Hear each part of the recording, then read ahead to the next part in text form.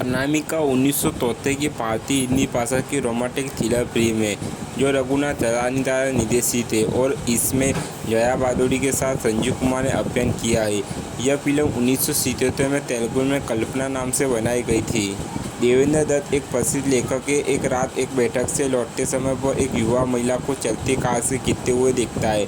उसके चचा शिव प्रसाद ने जोर देकर कहा कि वे उसे घर ले जाए और उसका इलाज कराए। वह झिझकाते हुए सहमत हो जाते हैं। अगली सुबह युवती को होश आ जाता है। देवेंद्र के डॉक्टर हुसैन ने उसे भूलने की बीमारी का निदान किया है। उसे कुछ भी याद नहीं है सिवाय इसके कि उसकी शादी देवेंद्र से हुई है। उसे अपने अतीत से कुछ भी याद नहीं है, यहाँ तक कि अपना नाम भी नहीं, सिवाय इसके कि वह मिसेस दत्त है। हर कोई उसे समझने की कोशिश करता है लेकिन वह इस बात पर अड़ी रहती है कि वह अपने घर में ही है।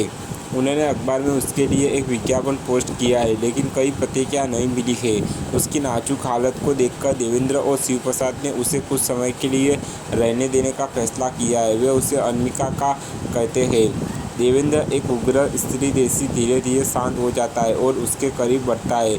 बुद्ध उसे कामना करता है कि वह हमेशा उसके साथ रहे। उनके पास प्रकाशक बेटा नरेश रॉयल्टी चेक छोड़ने आता है और उसे अनामिका को पहचाना लेता है जिसके बारे में उसने मन में एक अप्रिय स्मृति है। वह देवेंद्र से सच्चाई छुपाता है और बाद में उसके अपहरण की कोशिश करने के लिए अपने गुंडों को भेजता है। देवेंद्र उनसे लड़ता है और वे भाग जाते हैं। अपने चचा के सुझाव पर देवेंद्र उसे छुट्टियां पर शिमला ले जाता है। वहां वह एक स्टूडियो में अनामिका की तस्वीरें देखता है और आगे पूछताछ करने पर पता चलता है कि वह एक व्यवसायी जीपी मल्होत्रा की पत्नी कंचन है। इस असर से दुखी होकर कि वह शादीशुदा है, देवेंद्र मल्होत्रा से मिलने जाता है और जो उसे बताता है कि कंचना उसकी पत्नी नहीं है बल्कि उसकी कर्मचारी स्कॉटा है जो पिछले साल शिमला की छुट्टियों पर उसके साथ गई थी। मल्होत्रा के सुझाव पर देवेंद्र एक कैबरे डांसर रुबाई से मिलने जाता है जो उसे बताती है कि कंचन एक वेश्या है। देवेंद्र जो कथित तौर पर 4 साल पहले लड़की द्वारा धोखा खा चुका है, ठगा हुआ महसूस करता है और मानता है कि अनामिका सभी महिलाओं की तरह है, अनाथिका है। वह उसे अपने घर से बाहर निकाल देता है और नरेश उसका अपहरण कर लेता है लेकिन जिस घर में वे होते हैं उसमें आग लग जाती है। वह भाग जाती है जबकि वह पीछे फंस जाता है।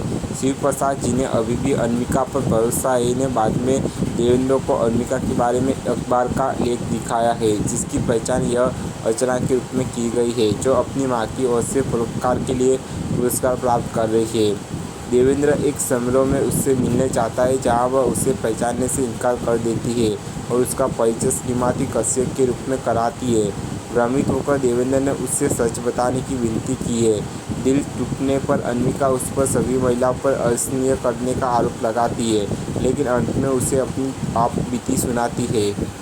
देवेंद्र के उपन्यास की प्रबल प्रशंसा अर्चना कॉलेज के दौरान उन पर मोहित हो गई थी। हालांकि अपने सहपाठी नरेश द्वारा लगातार पीछा करने और अपनी गरीबी से असहाय होकर अपनी मां की खराब सेहत के कारण वह एक व्यवसायी विवाह के लिए सहमत हो जाती है। अपनी शादी की रात उसे पता चलता है कि उसकी शादी नरेश के भाई से हुई है जो खुद को उसके लिए अयोग्य मानते हुए उसी रात उसे छोड़ देता है। अपने भाई की अनुपस्थिति का फ़ायदा उठाकर नरेश उसे परेशान करता था। वह घर से भाग जाती है और रुबाई से मिलती है जो उसे मल्होत्रा की कंपनी में नौकरी दिलाती है। मल्होत्रा ने शिमला में उसका फ़ायदा उठाने की कोशिश की है। जब वह विरोध करती है तो वह इस घटना के लिए उसे दोषी ठहराता है। रुबाई बाहरी तौर पर उसके प्रति सहानुभूति रखती है और उसे वहाँ रखती है जिसके बारे में उसका दावा है कि वह एक कामकाजी महिला छात्रावास है। कुछ दिनों बाद अनामिका को बाकी लड़कियों के साथ पुलिस छापे में गिरफ्तार कर लिया जाता है और उसे पता चलता है कि वह एक वेश्यालय में रह रही थी। अन्य कैदियों की गवाही और रुबाई के खिलाफ उसके खुद के बयान के आधार पर उसे रिहा कर दिया जाता है जो इसका बदला लेने की कोशिश करती है और उसे मारने के लिए गुंडों को भेजती है। गुंडे से बचने का प्रयास करते समय अनामिका उस रात चलती कार से बाहर कूद जाती है। जब देवेंद्र उसे ढूंढ लेता है, जब उसे होश आया और पता चला कि वह अपने पसंदीदा लेखक के घर पर है तो उसने रोकने का फैसला किया है चाहे कुछ भी हो जाए। अनामिका स्वीकार करती है कि उसके पास इसे साबित करने के लिए कोई सबूत नहीं है लेकिन देवेंद्र उस पर विश्वास करता है और उससे सुलह करता हुआ माफ़ी मांगता है। तभी बुरी तरह से झुलसा हुआ नरेश उन दोनों पर हमला कर देता है। एक अंधेरे घर में लंबे समय तक चूल्हे बिल्ली की दौड़ के बाद नरेश को करंट लग जाता है।